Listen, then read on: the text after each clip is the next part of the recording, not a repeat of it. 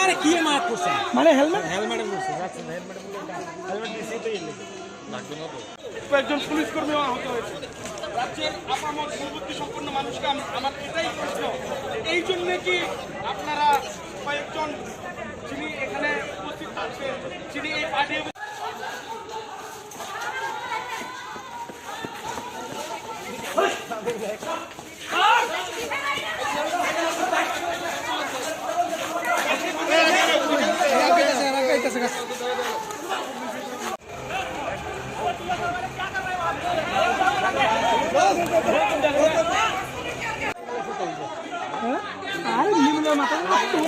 আর কি মার করছে মানে হেলমেট করছে হেলমেট দিছি তো লাগবে না তো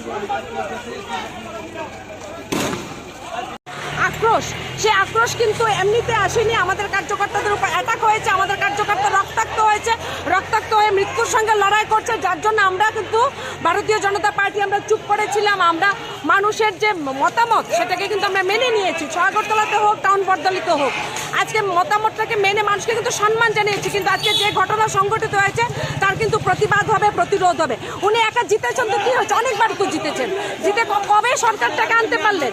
তো সেটা যদি এখন ভাবেন যে আমরা সরকার নিয়ে আসবো দেশে, সেটা কিন্তু ইচ্ছে না। আজকে 4টার মধ্যে কিন্তু 3টা সিট আমরা ভারতীয় জনতা পার্টি বিপুল ভোটে জয়ী হয়েছি। সে আক্রোশ কিন্তু থাকবে, প্রতিবাদ থাকবে, জনগণ সিচুয়েশনে ওরা মদত করার পরও আগরতলা পৌরবাসীরা কিন্তু আগরতলার যারা ভোটাররা তারা কিন্তু আমাদের বিজেপির পক্ষে ভোটদান করেছেন। ডক্টর মানিক সাহাকে তারা বিপুল ভোটে জয়ী করেছেন।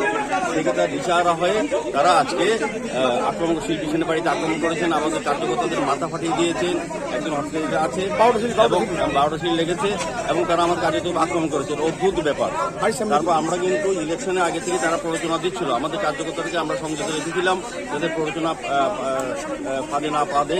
সেক্ষেত্রে কিন্তু আজকে কিন্তু ওরা গায়ে পড়ে নিজেরাই কিন্তু আক্রমণ করেছে শিল্পী সেনের বাড়িতে এবং ওরা আহত করেছে। এবং দেখেছি আমরা তারা যখন তার প্রতিরোধ করে উঠেছিল, আমাদের কার্যকর্তা প্রতিরোধ করেছে, তখন তারা কংগ্রেস ভবনে শুরু করেছে। কারণ কংগ্রেস ভবনে আগে বলেছে এখানে সব গুন্ডাদের পাস, নির্বাচন আগে যারা বহিরাগত বিভিন্ন সমাজ বিরোধীদের তারা এখানে আশ্রয় দিয়েছে। আজকে তারা কংগ্রেসের ভবনে ঢুকে গেছে। কংগ্রেস ভবন যখন এখানে ছেড়ে এসেছে এবং পুলিশের অফিসাররা গেছেন, তখন কিন্তু তারা কংগ্রেস ভবন থেকে ইট পাটকেল নিক্ষেপ করছে। তো আমরা আজকে আমাদের কার্যকর্তারা আমরা দাবি করেছি পুলিশের কাছে যে কংগ্রেস ভবন অবিলম্বে বন্ধ করতে হবে, যারা সমাজদ্রোহীরা তাদেরকে গ্রেপ্তার করতে হবে, নয়তো আমরা নিজেরাই কার্যকর্তারাই কংগ্রেস ভবনের ভিতরে ঢুকে যাই। আপনাদের কতজন কর্মী আহত হয়েছে? আমাদের 10-12 জন হয়েছে, একজন তো হসপিটালে আছে, 12টা সিঁড়ি লেগেছে ওর। এবং আমাদের কর্পোরেটর বাড়িতে ওনার মেয়ের যদি পরে বিবাহ ডেট আছে, কালকে ওনার বাড়িতে বাৎসরিক কাজ আছে, ওনার বাড়িতে ওনার আক্রমণ করেছে এবং বাড়িঘর তছনছ করে দিয়েছে। আমরা আজকে প্রশাসনের প্রতিবাদ করেছি, বলেছি যদি গ্রেপ্তার না যদি সমাজ যদি গ্রেপ্তার বন্ধ না করে দেওয়া হয়, আমাদের কার্যকর্তারা কিন্তু ভোটের ভাগ ভেঙে যাবে, তারা কিন্তু কংগ্রেস ভবন ঢুকে যাবে। আপনারা চেক করে দেখুন কি আমার আইজিএম এ 3-3 কার্যকর্তারা চিকিৎসাধীন আছে এবং তাদের কার্যকর্তা কোথায় চিকিৎসাধীন আছে সেটা জেনে নিন আগে। কারণ আমরা ভারতীয় জনতা যুব মোর্চারা এবং কার্যকর্তারা চেয়েছিলাম আজকে সকলকে নিয়ে আমরা উৎসবে মেতে যাব। কারণ আমাদের 4টার মধ্যে 3টা সিট আমাদের জয়কার হয়েছে, আমাদের বনদেবতারা আমাদেরকে রায় দিয়েছে।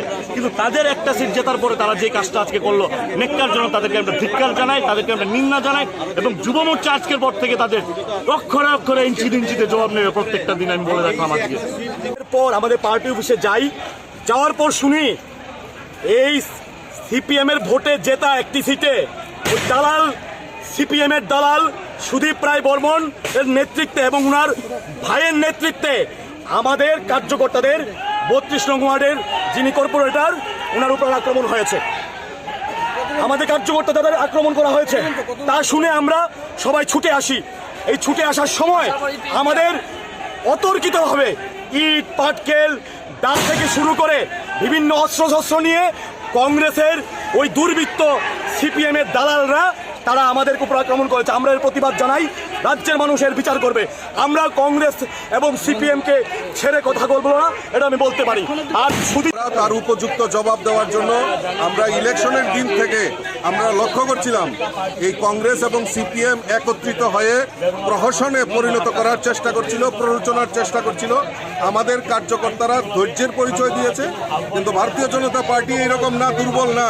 ভারতীয় জনতা পার্টির কার্যকর্তারা তৈরি আছে তার উপযুক্ত জবাব দেওয়ার। আমাদের পার্টি অফিসে যাওয়ার পর শুনি এই সিপিএম এর ভোটে জেতা একটি সিটে দালাল, সিপিএম এর দালাল সুদীপ রায় বর্মন এর নেতৃত্বে এবং ওনার ভাইয়ের নেতৃত্বে আমাদের কার্যকর্তাদের 32 নং ওয়ার্ডের যিনি কর্পোরেটর ওনার উপর আক্রমণ হয়েছে।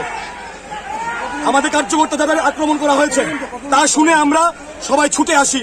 এই ছুটে আসার সময় আমাদের অতর্কিতভাবে ইট, পাটকেল, ডাল থেকে শুরু করে বিভিন্ন অস্ত্রশস্ত্র নিয়ে কংগ্রেসের ওই দুর্বৃত্ত সিপিএম এর দালালরা তারা আমাদেরকে উপর আক্রমণ করেছে। আমরা এর প্রতিবাদ জানাই, রাজ্যের মানুষের বিচার করবে।